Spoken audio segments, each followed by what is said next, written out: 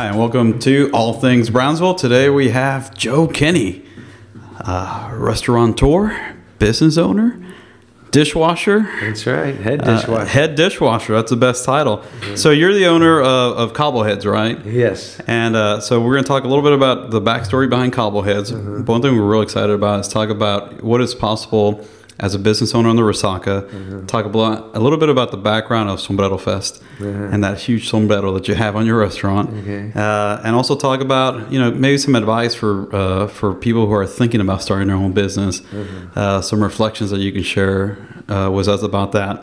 So first of all, Cobbleheads, where did that name come from? That is my proudest moment. That's my father's nickname. Uh-huh.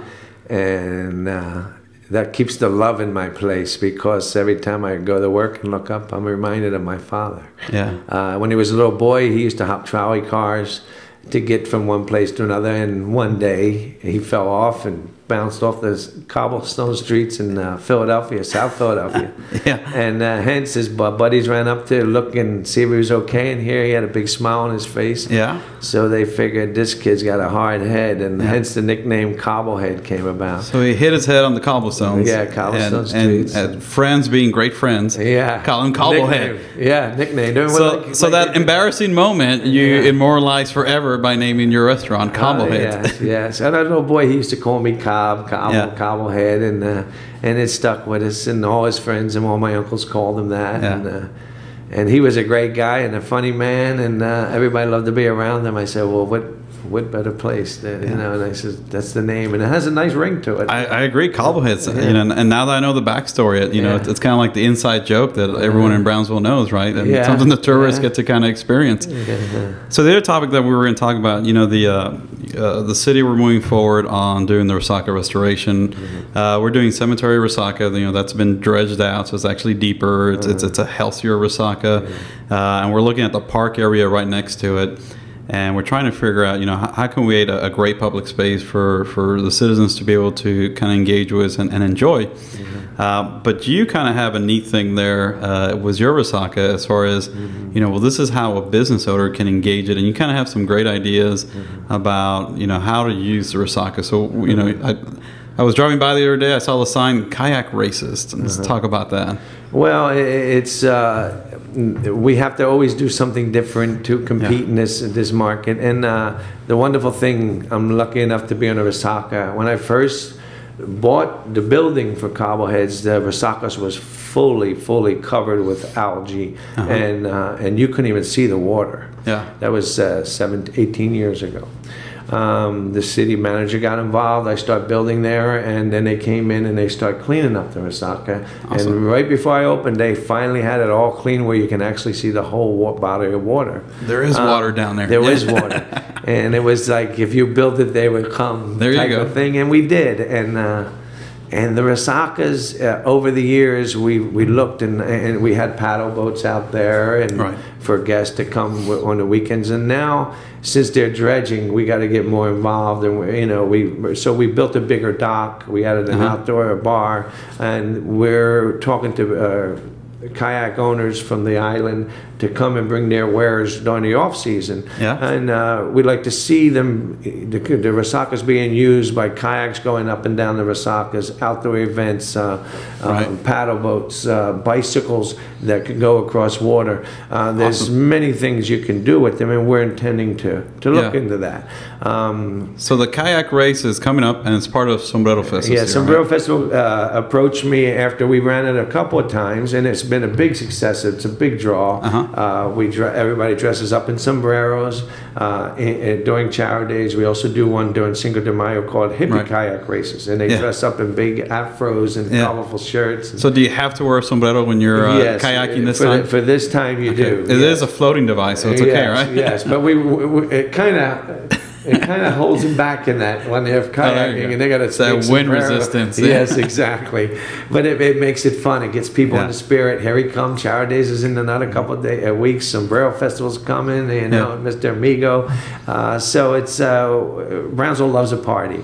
And we're going to give them another reason to do it and use the Resacas. I mean, that's the important thing. We have so many. We're so different than the other local valley cities where we have these beautiful Resacas. So it's time to use them and get people out in them. Yeah, that's one thing we talked about. You know, other areas just kind of paved over them, right? And here in Brownsville, we kind of made the conscious effort of keeping them.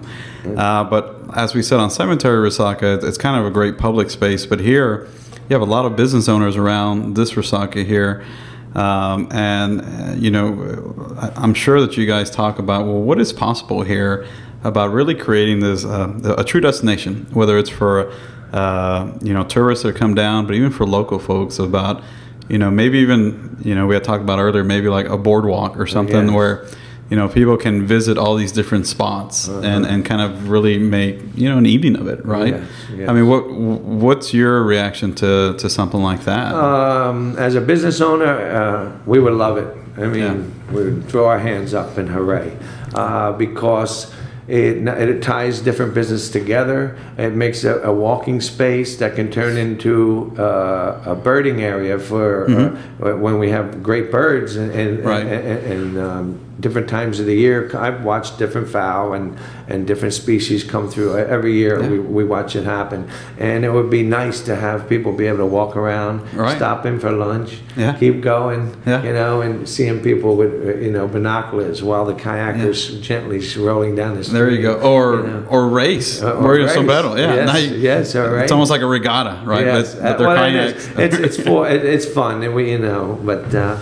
We would like to do anything that floats but a boat and raise money for a charity. There's so much you can do. I mean, since time began, water draws people. And if you have pretty water, it draws more people.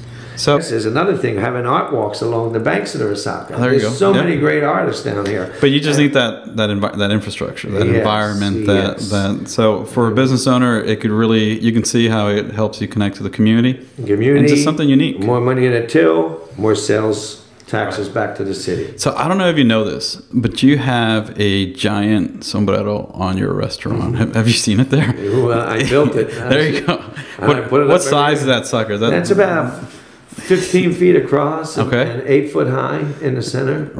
And you used to, that used to be featured, right, in the parade. How that came about was when I first opened Cobbleheads, I said, we need to get in the parade, let people know about the Cobbleheads, you know?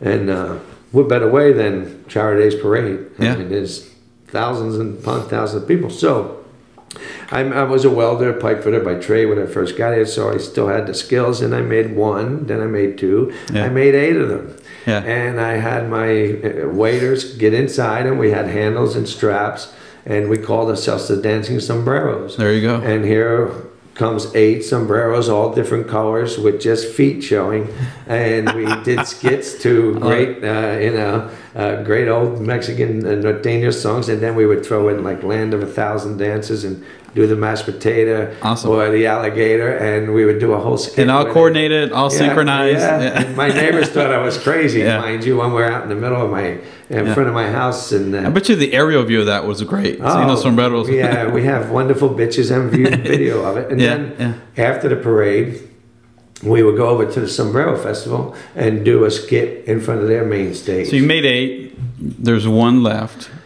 Are the other 8, or I guess? Well, there was a couple we gave to Sombrero Festival. They put them on the big rocks back in the day when it first started. We used to put them on the rocks and on top of the DJ stage. And then a couple of churches came calling when we got a little older. We couldn't carry them down the street. And, you lost some dance steps. Is that what you're saying? And a little strength. And we gave them some to churches, schools, and they made them out and made floats out of them, charity floats out of them. I'm sure there's still a few around somewhere. In someone's attic. They better have a big house. So, you know, that's another good example about, you know, where you're talking about earlier, your first restaurant before Cobbleheads was Checkers Cafe. And Checkers Cafe was downtown, right? In Washington. And one thing, you know, I think this is great advice for folks that are, you know, maybe they had a passion for doing something and maybe they want to start their business, but you know, you said when you originally came down, you were a welder? Welder, pipe fitter, Pipe fitter, welder, and that qualifies you perfectly to be a restaurateur, right? Right. So talk about that transition. Is it? I mean. Well, one day I'm putting the fire lines in the Brownsville Medical Center down on Central Boulevard, and then I got my check, and I said, "Whoa, this ain't much money for all that work I did." Yeah, yeah. So my father-in-law, Ivar Bettis, had a shoe store downtown, Ivar Shoes. And he had an old building on 8th and Washington. It used to be an old Elks Lodge. Yeah. Way, way back when. Had the little slide in the doorway. And I said, Dad, I don't think I'm going to like to weld down here. He says, they're not paying what they pay back home. Yeah. And he says, well, what do you want to do? I said, man, I make good sandwiches. And I made. I love that. I make great sandwiches. He says, well, what do you make? I said, well, I'm from Philly. We make the best sandwiches in the world. And he says, well, let me have one. So I made my Philly cheesesteak. And it's funny, I just went and got him some fajita at the time and just chopped it real fine like you would. There you go, yeah. Slice it, right? Ribeye. Yeah. That we use ribeye back there, but you know, the meat of the day was the fajita, and I just chopped it. It was almost just like paper, and added the cheese whiz. So was he your first backer? He was my, yes. Well, he tasted. He said, "My God, that's a wonderful sandwich." So he was like your venture capitalist, and you're like, "All right, here's this product. Wait till you taste it." Yeah, and he says, "Here's the house. You want it?" And it was old. Yeah. So out comes the sander. I start sanding the floors, painting it, doing a little artwork around there. I put pictures of Humphrey Bogart, have a hoagie with Bogey, shared table with Gable, and we did all the old movie star type of thing. And next thing you know, the late Judge Philemon Vela would sequester the jury and bring all the federal courthouse down there, and then the bank tellers came, and it was a great little, you know. So you had important business going on there. Oh, very good, but I didn't know the business. Yeah. I was doing $1 lunches and 99-cent lunch, breakfast specials, I mean. Yeah. And after 100 people, you're like, wow. We only made so that you went to real life business school at that moment. You're like, wait a minute. Oh, yeah. I'm giving money away. This is not going to work. Yeah, you know. And I also brought in a gentleman from the U.S. Bar, a famous restaurant in Mexico. And I says, what do they, because I'm new, I'm from South Philly, and I'm here, you know, the culture, the Mexican food, and I didn't know much about. My father would tell me things, so I said, I need to hire somebody that knows. And I asked him, what's everybody eat at Grandma's house on Sunday? That's what I want to feature. Yeah. That'll get me to be part of the culture. And so we had rice, beans, enchiladas as the staple in the buffet, but every day we would change the meat. It would be lengua con salsa, hígado con cebolla, calabacita con pollo. And it became famous. The enchiladas were like, people loved them. This guy was a fabulous cook. So great business lesson. Yeah. Give people what they want. Yeah, but charge them the right price. Hey, what a concept. Yeah. You know. Well, what's that old joke? It's like, we're losing $10 on every product. How are we going to make money? And then the joke is volume. I was like, it doesn't work that way, right? And the good thing was it gave me a chance as a new person coming in this town 30 years ago to work with and meet a lot of wonderful people. Yeah. For instance, that little restaurant, the Sombrero Festival, was originally 12 people in that back room. Me being one of them, Danny Loft and Mark Bernard had this idea, let's do something like the Jalapeno Festival, and look at it now. I got to pay to get in and all. Nobody even knows who I am. They just know the giant sombrero there. Yeah. But the thing on that, you know, I think that raises a good point, is it's places like that, the local homegrown places, that these crazy fun ideas come out of, right? It's a whole bunch of people getting together. It's like, why don't we? Yeah. And nobody has told them any better to say, well, you can't do that. You'd be amazed how many contracts are signed. Right. And even when I was back with the unions back in Philadelphia, my father was the vice president of the AFL-CIO in Philadelphia there. And he always said, there's more gets done around a table in a restaurant or bar than does in front of, you know. It's a great convener, right? Yes, it is. And if you give them a nice, comfortable place, they feel good. You know, that friction is not there as much, or creative minds start getting. Now you also do live music there, right? Which is kind of a, you know, one thing that's kind of neat is it seems like we have a lot of great talent here, but they need the venue, right? So what? I've booked bands in Florida, Philadelphia, everywhere. Been through the old New York scene and everything else. And the one thing I noticed here in the Valley, in Brownsville, especially in Brownsville, and go to Charaday's Parade, and look at the elementary schools, the middle schools, the high schools. Notice that there's over 100 kids in every one of them bands. Yeah. The talent and the culture of music here is so strong. So it's very easy for an owner to find some wonderful talent. And the thing is, you need more venues to give them a chance to show it. And I mean, I've seen so many. And not only have I had the local talent there, we've, in our 17 years, had Los Lonely Boys walked in and played. Struns and Farah, Tito Puente, numerous Grammy artists. And the great thing about that is it's not only, it gives a venue for those that are playing, but it kind of inspires those that maybe have a little bit of an interest. Well, look what helps George Ramirez's Latin Jazz Fest has done for the city. It's worldwide known. You know, from the people in that type of genre of music know about the Brownsville Latin Jazz Festival. And more people here just need to go and see this phenomenal music he brings down. We're talking now, he's starting something downtown. They have Moon Saloon. And we're talking to, let's bring in some acts from other cities. And I think that's what people really want, right? When they say, it's like, God, we need more stuff to do. It's like, well, there's something new, something unique, and it's kind of neat. Yeah. When they say there's nothing to do in Brownsville and I'm moving out of town, I smile and I tell them I'll see you in a couple of years. Because they come back. What do you mean there's nothing to do? Go into the mid-cultural district and see that you can walk from museum to Fine Arts Museum to the Historic Museum to the zoo, down to the Casa America, the Children's Museum. I mean, there's so many. Go walk, take a tour of the city cemeteries, downtown, the historic buildings and the facades. And hopefully the city's on a little roll now to fix downtown up, and hopefully they keep doing it. I started a little 30 years too soon, I think, with Checkers Cafe. But I'm very happy to see it. But you can lead the thing over here at the Resaca, you know, and reimagining what's possible. I'll never leave my Resaca.